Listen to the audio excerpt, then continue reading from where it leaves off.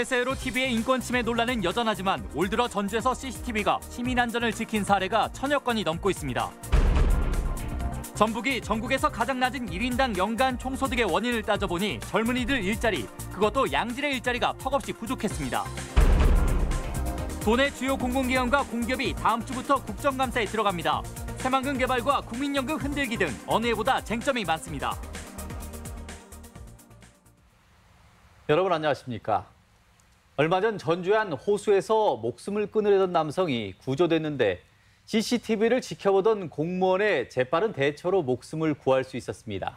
폐쇄회로 TV에 대한 찬반 논란은 여전한 숙제지만 올 들어 전주에서 CCTV가 시민 안전을 지킨 사례가 1000건이 넘는다고 합니다. 한범수 기자입니다. 호수 주변을 서성거리던 남성이 갑자기 난간에 올라 호수에 뛰어들려 합니다. 한참을 고민하던 남성은 차마 뛰어내리지 못하고 난간 아래로 내려옵니다. 남성이 난간을 오르내리기 수차례, 때마침 경찰이 현장에 도착해 사태를 수습합니다. 아중호수 산책로 곳곳에는 CCTV가 설치돼 있는데요.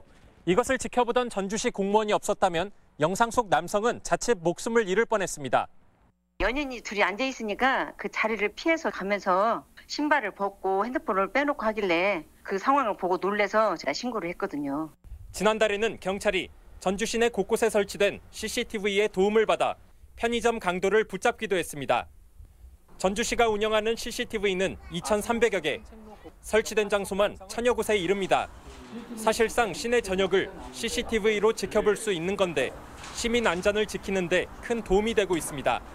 강력범죄 수사나 자살 기도자 구조 등 각종 사건 사고를 해결하는 데 CCTV가 큰 도움이 되고 있습니다. 올 들어서만 전주시에서 무려 1000건이 넘는 사건을 CCTV가 감시나 사생활 침해와 관련해 의견이 다양한 건 사실이지만 최소한 범죄 예방과 인명구조에는 꼭 필요한 수단으로 자리 잡아가고 있습니다. MBC 뉴스 한범수입니다. 지난달 전주에서 발생한 여중생 성폭행 사건의 가해 학생들에 대한 형사처벌이 어려울 전망입니다. 전북경찰청은 최근 피의자로 지목된 13살 A군 등 3명을 조사했지만 형사상 미성년자 기준인 만 14세보다 어려 소년법 이상의 책임을 묻기 어렵다고 밝혔습니다. 한편 학교 측은 가해자로 지목된 학생 3명 중 2명이 범행에 연루된 것으로 보고 전학과 특수교육 처분을 내렸습니다. 도민의 1인당 연간 총소득이 전국에서 가장 낮다는 소식 며칠 전 보도해드렸습니다. 전국 최하위의 원인을 따져보니 역시 젊은이들 일자리, 그것도 양질의 일자리가 턱없이 부족했습니다. 이경희 기자입니다. 전북 도민의 1인당 총소득은 연간 2,356만 원, 전국 17개 시도 가운데 17위입니다. 가장 높은 울산 시민이 1인당 5,050만 원을 벌 때 전북 도민은 그 절반도 안 되는 47%를 소득으로 얻고 있습니다. 같은 도 단위 광역단체인 강원 2,400만 원, 충북 2,900만 원, 전남 3,200만 원보다도 전북은 한참 뒤떨어져 있습니다. 이처럼 하위권에서도 최하로 추락한 이유는 무엇일까? 최근 GM 등 대기업이 빠져나가며 마땅한 일자리가 없고 질이 낮은 것이 주요 원인으로 꼽힙니다. 청년층의 고용률은 32.7%로 역시 전국 최하위. 비정규직 근로자는 24만 5천 명으로 전체 임금 근로자의 41%에 달했습니다. 일자리 찾기가 어렵다 보니 취업자 중 자영업 비중은 전국 17개 시도 가운데 3번째로 높습니다. 이 같은 통계는 도시 풍경에서도 그대로 드러나고 있습니다. 대규모 제조업체가 몰려있던 군산 산업단지 인근은 공장이 문을 닫거나 도산 이전하면서 쇠락을 거듭하고 있습니다. 반면 도심지 소비 공간은 다른 모습입니다. 이색적인 음식점 등이 몰려있는 전주시의 한 상점가는 대부분 30, 40대 젊은 층들이 창업에 나선 업체들입니다. 아무래도 그 지역에 일자리가 없어서 이제 카페나 음식점 같은 거 많이 창업하려고 생각하는 것 같아요. 하지만 이 같은 서비스업 역시 제조업과 일자리를 통한 소득이 받쳐주지 못하고 있는 상황에서 미래를 낙관하기는 힘듭니다. 개인당 소득이 적으니 자영업자의 벌이도 신통치 않고 경제의 악순환이 이어지고 있습니다. 현안이 바뀔 때 사실은 후진 지역이 패러다임의 시프트를 빨리 움직일 수 있는 거거든요. 우리가 그런 기회가 몇 차례 있었음에도 불구하고 아무것도 하지 않았어요. 공무원 외엔 이렇다 할 일자리가 적고 고령 취업률이 높아 노후에도 일을 해야 하는 전북. 암울한 경제 지표가 전북의 미래에도 어두운 그림자를 드리우고 있지만 전라북도나 일자리 당국의 절박한 대책은 어디에도 눈에 띄지 않고 있습니다. MBC 뉴스 이경입니다. 도내 주요 공공기관과 공기업도 다음 주부터 국정감사를 받습니다. 특히 새만금 개발과 국민연금 흔들기를 놓고 치열한 공방이 예상됩니다. 김한광 기자입니다. 국회 국정감사가 오는 10일부터 29일까지 19일 동안 실시됩니다. 전라북도 관련 기관으로는 첫날인 10일에 새만금 개발청이 맨 먼저 국정감사를 받습니다. 새만금 개발청은 투자 유치와 청사 이전, 새만금 신공항 용역 예산 삭감 등 현안이 한둘이 아닙니다. 정부를 설득해서 예비 타당성 조사를 생략하고 우선은 그 기본설계 예산을 반영할 수 있도록 여야가 함께 힘을 모아서 노력하는 게 맞다. 12일에는 전북혁신도시에서 농촌진흥청을 비롯해 국립축산과학원 등 7개 입주기관 현장 감사가 예정돼 있습니다. 15일에는 한국전기안전공사, 17일 전라북도 교육청, 18일 새만금 지방환경청과 국토정보공사 국정감사가 실시됩니다. 23일에는 전국적으로 관심이 높은 국민연금공단 감사가 이어집니다. 국민연금 개편 방안을 비롯해 기금운용본부 전북 이전을 둘러싼 여야 정치권의 치열한 공방이 예상됩니다. 잘 방어해내고 또 혁신도시 시즌2와 관련해서는 지역에 유리한 어떤 그런 금융기관의 유치들을 어떻게 잘 확보해낼 수 있을 것인가 이런 것들이 정치권이나 또 힘을 모아야 될 부분이 아닌가. 같은 날 광주에서는 전주지방법원과 검찰청, 25일에는 전북대학교와 전북대 병원을 끝으로 도내 관련 기관 국회 국정감사 일정이 모두 마무리됩니다. 전라북도청은 올해 전국체전과 전라도 정도 천년 등의 일정을 감안해 국회 국정감사가 면제됐습니다. MBC 뉴스 김한광입니다. 전북에서 개최하는 99회 전국체전이 다음 주면 개막합니다. 전북 선수단은 오늘 선전을 다짐하며 결단식을 가졌고 이틀 뒤 대회 성화가 채화됩니다. 박찬익 기자입니다. 전북체육대회에 출전하는 우리 선수 일동은 전북의 명예를 걸고 올해 전국체육대회에 출전하는 전북 선수는 1,315명입니다. 역대 최대 규모이자 전국 시도 가운데 네 번째로 많습니다. 47개 전 종목에 출전하는 전북 선수단은 개최지 가산점을 더한 종합 3위가 목표입니다. 전라북도 도민들께 정말 열심히 해서 좋은 모습 보여드릴 수 있도록 또 좋은 선물을 해드릴 수 있도록 저희 준비 잘해서 최선을 다하겠습니다. 이번 대회는 선수들 못지않게 자원봉사로 나선 시민 서포터즈의 활약도 눈길을 끌고 있습니다.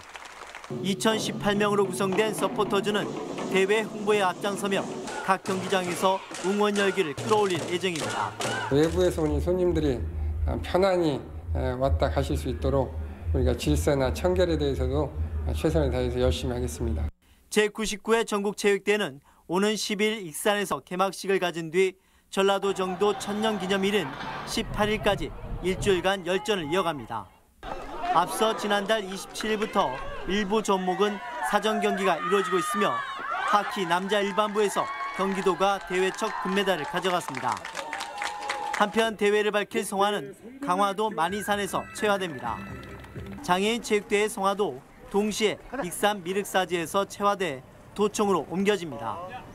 성화는 도청에서 닷새간 머문 뒤 8일부터 나흘간 도내 990km를 돌아 익산에 도착합니다. 역대 네 번째 15년 만에 전라북도가 개최하는 전국체육대회.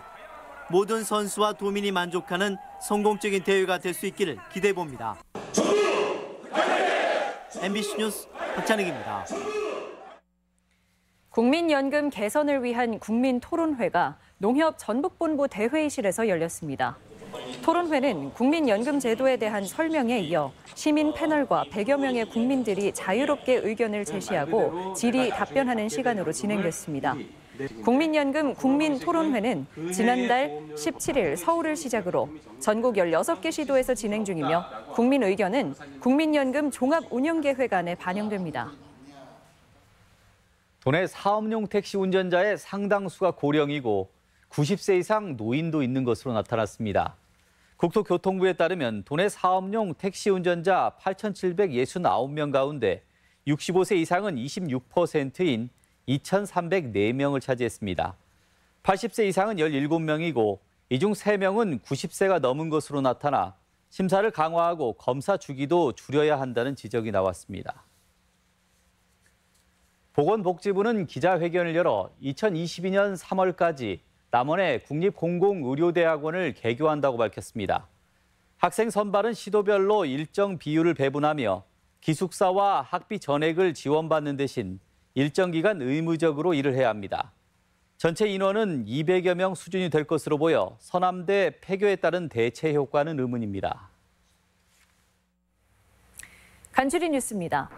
국회 정인화 의원이 분석한 공직자 재산 허위 신고 실태 조사 결과 전북에서만 연 4건 이상꼴로 지난 5년간 모두 19건이 적발됐지만 징계나 과태료 부과는 한 건도 없이 모두 경고 조치에 그쳤습니다.